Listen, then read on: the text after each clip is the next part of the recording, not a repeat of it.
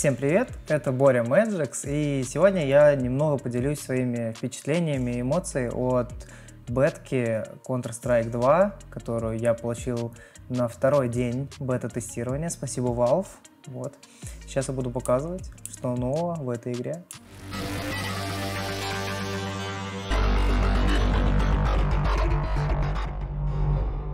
Одним из нововведений является какая-то супер жесткая тикрейт-система с подтиковым каким-то там исчислением. Я не вдавался в подробности, но все говорят, что круто. Я поиграл, регистрация пуль хорошая, прикольная, но из небольших отличий по ощущениям, вот кидаешь гранату, смотришь, она летит медленно, как в 64-м тикрейте, но в целом я не думаю, что в этом есть какие-то недочеты или минусы, но регистрация пуль стала лучше, и это самое важное. Поэтому это хороший апдейт, и я ставлю ему лайк. Также крупным изменением стала переработанная графика на картах. Все выглядит гораздо светлее, очень много, очень ярко. В первые дни в бетке можно побегать только на карте Dust 2, но здесь уже заметна куча изменений, что все слишком ярко и насыщенно. Но по скриншотам и по видосам, которые публиковали разработчики, изменения будут на всех картах. Особенно я заметил на оверпассе. Там очень сильно осветлили туалеты, осветлили подвал, там все блестит. Также я видел скриншоты рампы на нюке, и она выглядит, как будто там каким-то моющим средством просто протерли тряпкой, и оно просто все блестит, и выглядит очень прикольно. Но надо будет привыкнуть, потому что таких ярких цветов не было типа раньше. Для многих в игре очень важны скины, а что касается скинов, то некоторые скины преобразились в этой новой версии. Вот этот нож блестит, заслепляет мне глаза. Вот эта эмочка тоже блестит, переливается. Следовательно, она еще и выросла в цене, стала более востребованной. Также ввели новые модельки на оружие. И еще я заметил, что на некоторых скинах оружие выглядит по-разному. Особенно ярко это на эмочке 20-ке. Вот есть эмка Hot Rod, которая выглядит как обычная МК-20 из CSGO, такая же, точь-в-точь. И у меня есть еще один скин на М-ку, которая выглядит как МК-20 из Counter-Strike Source или типа 1.6 надетым глушителем. Она выглядит тоньше, и у нее какая-то еще фигня под глушителем, которая прямоугольная. И это очень заметно. Также это заметно на дигле, потому что он выглядит каким-то здоровым и чуть-чуть по-другому. Ну и, конечно же, изменили вообще модельку скаута, что очень сильно бросается в глаза. На некоторых ганах это не особо заметно, на таких как Калаш или Галил, но все-таки некоторые оружия, так сказать, попали под переработку, и это прикольно, если останется вот так же, как есть сейчас.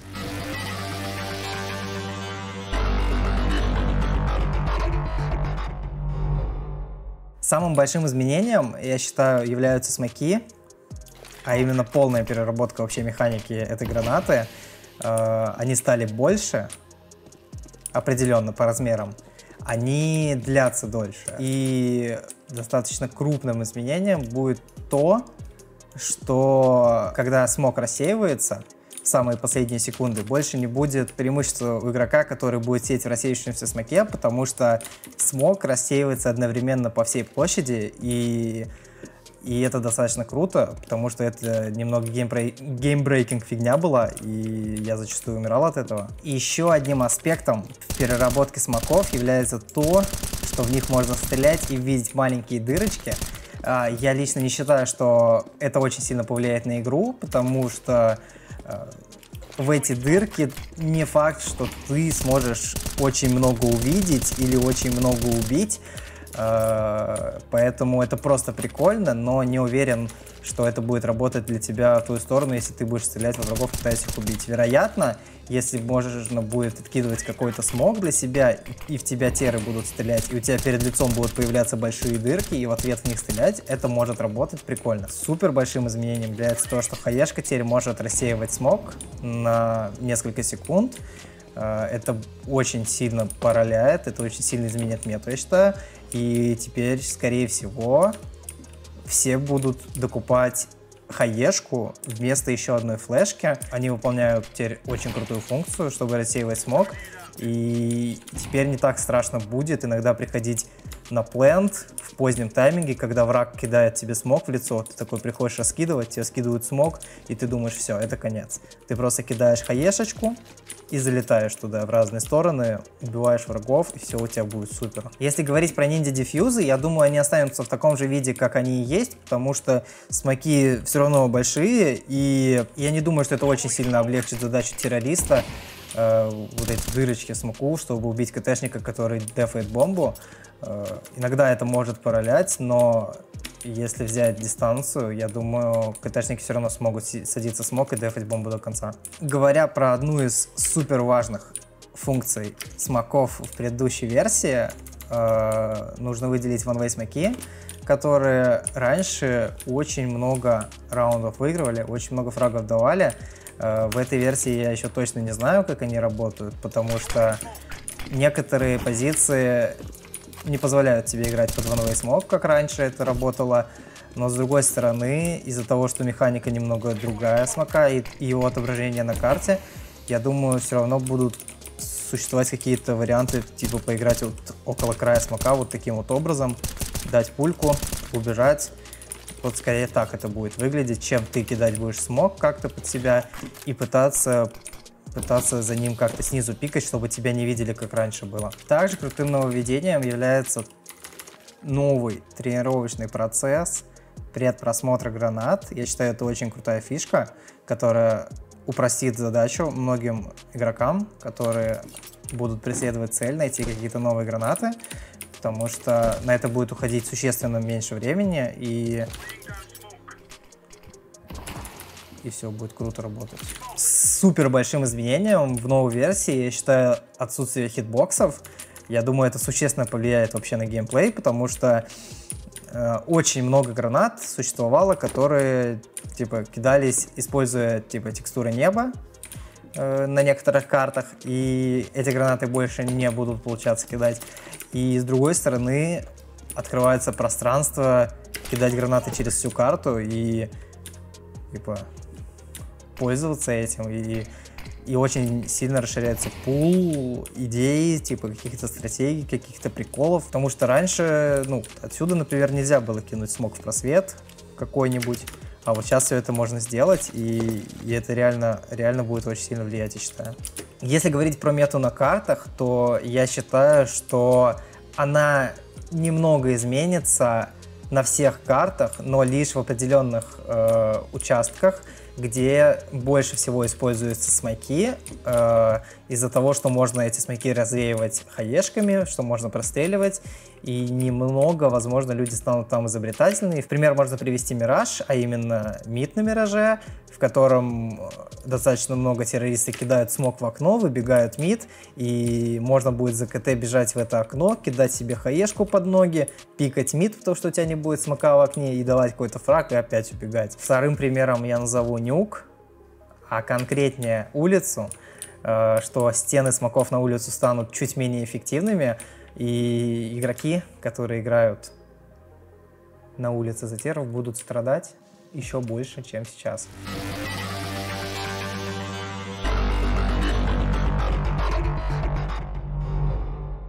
Теперь на радаре можно увидеть зону, на которой слышно твое передвижение, будь то запрыгивание на коробку, которая подсвечивается очень маленьким кружочком вокруг тебя, а также слышны расстояния шагов, что может подсказывать тебе, когда нужно нажимать Shift, когда не нужно, и на каком расстоянии тебя услышат враги.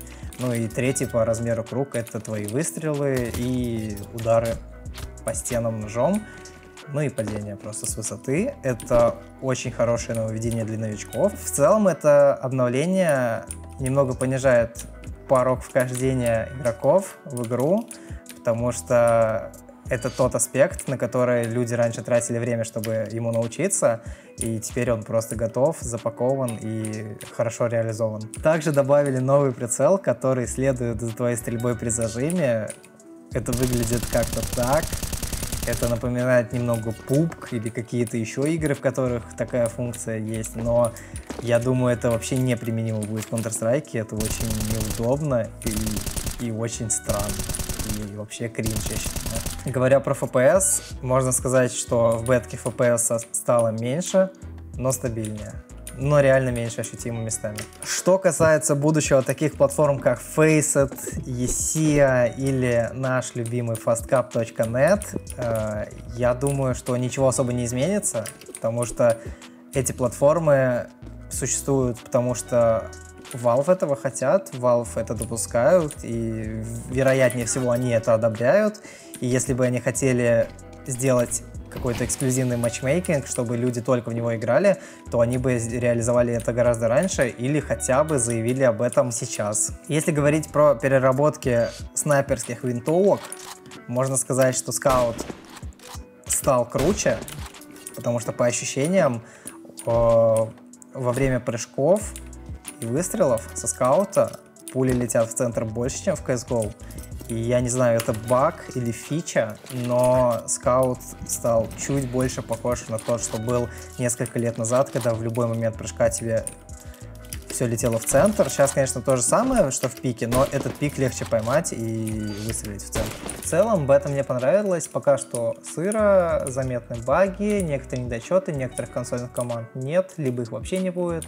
Но бета, она на то и бета, чтобы разрабы собирали фидбэк, делали игру лучше.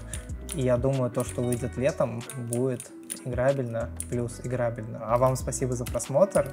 Подписывайтесь, ставьте лайки и пишите в комментарии, что вы думаете об этом обновлении. Играли ли вы или не играли.